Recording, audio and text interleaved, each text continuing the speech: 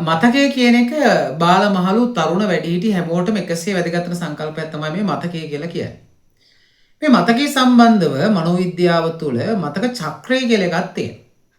නැත්නම් මේ මතකය කොහොමද අපි ගිහිල්ලා ගන්න තොරතුරු ටික ගබඩා කරගෙන අපිට උවමනා වෙලාවට අපිට අවශ්‍ය වෙලාවට එළියට ගන්නේ කොහොමද කියන කාරණාව සහ ඒකේ ඇතුළට අරන් යන ආකාරය පිළිබඳ පැහැදිලි කිරීමක් කරනවා.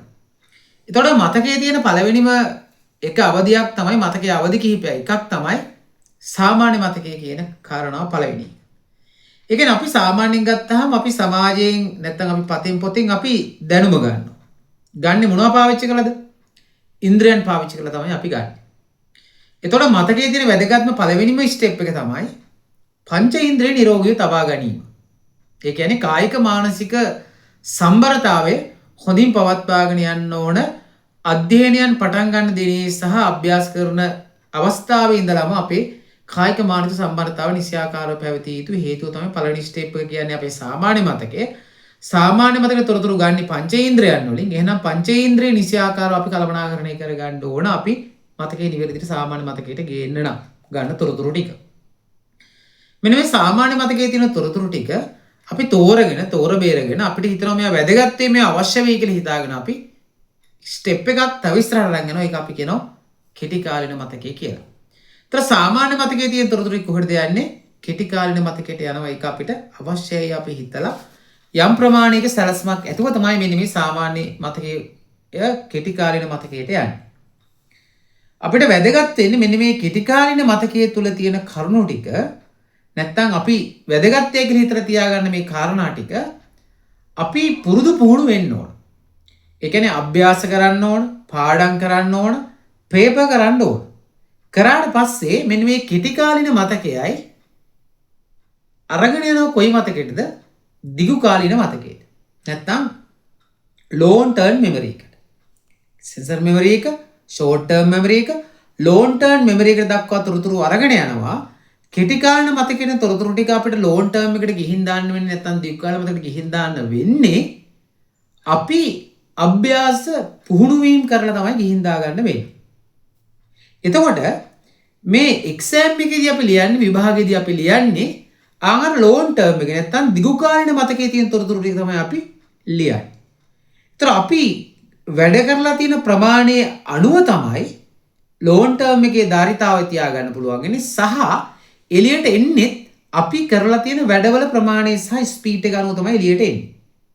එතකොට long term එකේ කරුණු ටික ගලාගෙන අපි ප්‍රශ්න පත්‍රය ලියන්න ගත්තම එන්න නම් මේ short term එකයි long term එක අතර තියෙන කරුණු දෙකක්. ඒ තමයි මානසික මේ කාරණා දෙකක් තියෙන්නේ. එකක් තමයි ඒකේ අපි මනස මුල් කරගෙන ශාස්ත්‍රීය අධ්‍යයනයන් සහ අපි ගත්තොත් එහෙම ශාස්ත්‍රීය නොවන අධ්‍යයනයන් කියලා අපි නැත්තම් වැඩ කියලා දෙකක් අපි වෙන් කරනවා.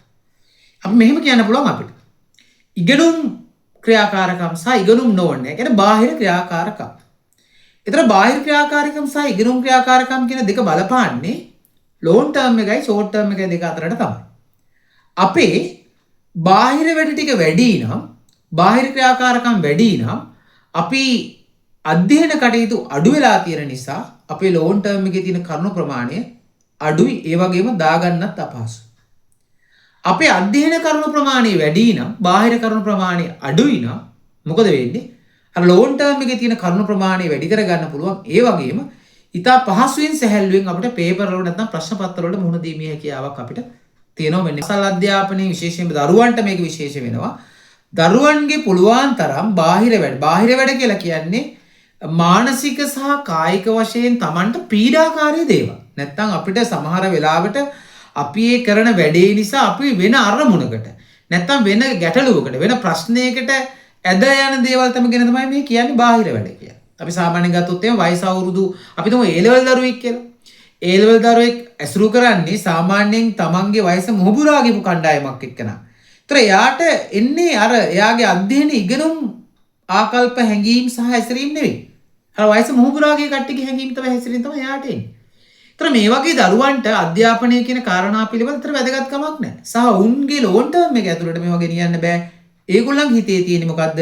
අධ්‍යයන අරමුණු නෙවෙයි වෙන පුජ්‍යලික අරමුණු තමයි තියෙන්නේ. ඒවා සමහර වෙලාවට සමාජයේ හොඳ පැත්ත වෙන්නත් පුළුවන් නරක පැත්ත වෙන්නත් පුළුවන්. නමුත් අපේ වයස් එක් වයස් කාණ්ඩවල අපිට දරා ගන්න පුළුවන් සීමාවක් තියෙනවා. අපි ග්‍රහණය කර ගන්න පුළුවන් ප්‍රමාණයක් තියෙනවා. ඒ ප්‍රමාණයට සාපේක්ෂව තමයි අපේ ධාරිතාවය හදාගත යුත්තේ.